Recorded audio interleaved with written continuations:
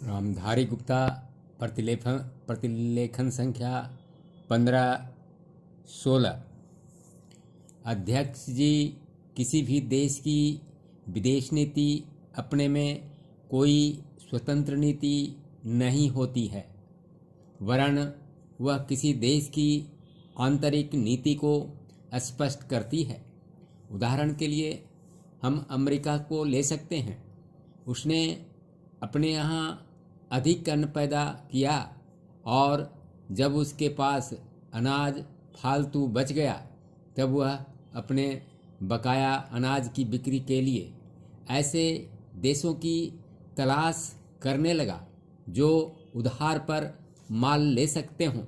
किंतु हमारी आंतरिक नीति ने यह तय किया कि खर्चीले ढंग से सरकार चलाएंगे और स्वदेशी मुद्रा की कोई राशि हमारे पास नहीं बचेगी। हमने कर भी लगा दिए और मुद्रा प्रसार भी कर दिया। कुछ संकट पड़ने के बाद इस बात की आवश्यकता को नहीं समझा कि उस पैसे का कहीं अन्यत्र उपयोग कर सकें। श्रीमान, मुझे माननीय प्रधानमंत्री जी के इस कथन पर दुख होता है कि दुनिया के अमीर और गरीब देशों का अंतर लगातार बढ़ता जा रहा है।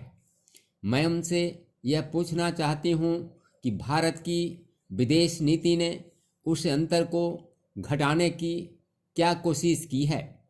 क्या भारत सरकार ने कभी दुनिया की पंचायत में यह कहने की हिम्मत की है कि बालिग मताधिकार के आधार पर यूएनओ का चुनाव होकर एक संसद बनाई जाए? और क्या आप में यह देखने की हिम्मत है कि फौज के हिसाब से कर लगाकर एक विकास का खाता खोल दिया जाए? जो देश विकसित हैं उनके मजदूरों का 1 घंटा हमारे देश के मजदूरों के 100 घंटों के बराबर माना जाता है, क्योंकि उनके पास साधन है। इसीलिए यह अंतर और भी बढ़ता चला जा रहा है। किसी देश के अंदर आंतरिक नीति में अमीरी और गरीबी का अंतर बढ़ता चला जा रहा हो और वह दुनिया के देशों में विद्यमान अमीरी और गरीबी के इस अभिशाप को समाप्त करेगा, यह समझ में आने वाली बात नहीं है। अब मैं आपका ध्यान एक और बात की ओर दिलाना चाहती हूँ।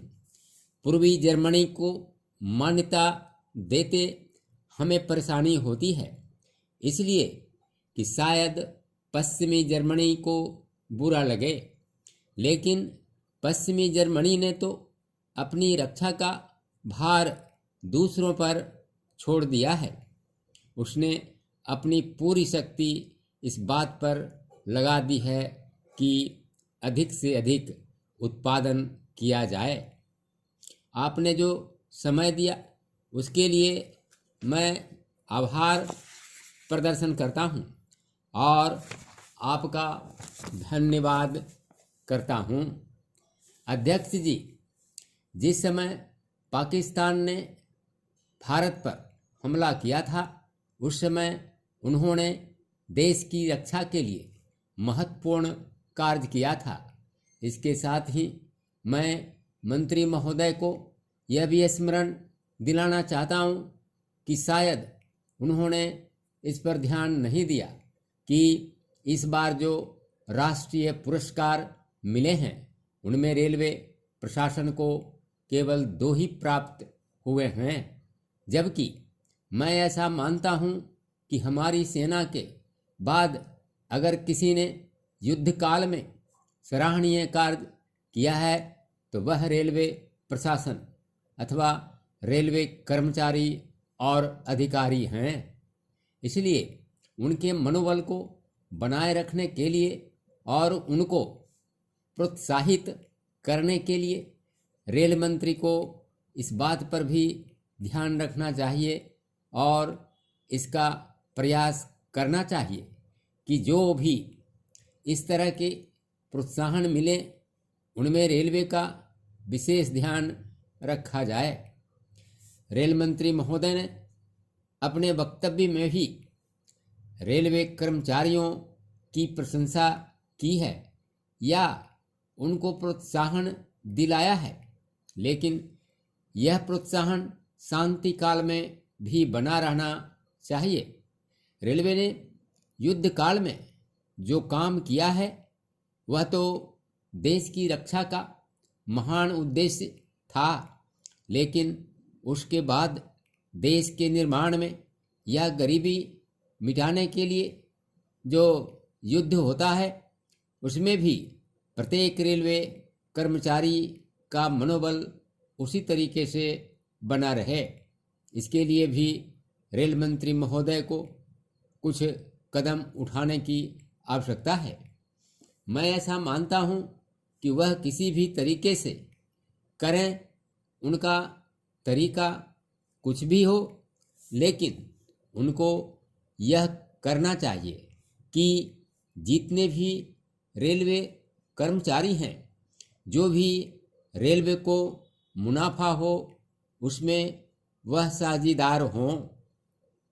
चाहे आप उनको बोनस के रूप में कुछ दें, चाहे किसी और तरीके से दें, लेकिन हर वर्ग को, रेलवे कर्मचारी को मालूम होना चाहिए कि यदि वह देश के निर्माण के संबंध में ठीक तरह से काम करेगा तो उसको पुरस्कार के रूप में या वेतन के अंश के रूप में अपने वेतन के अलावा पैसा मिलेगा।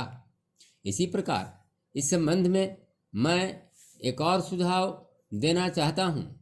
स्वतंत्रता के बाद रेल प्रशासन भारत सरकार का प्रशासन हो गया, लेकिन यह लोकसभा एक विशेष उद्देश्य को लेकर चुनी गई है।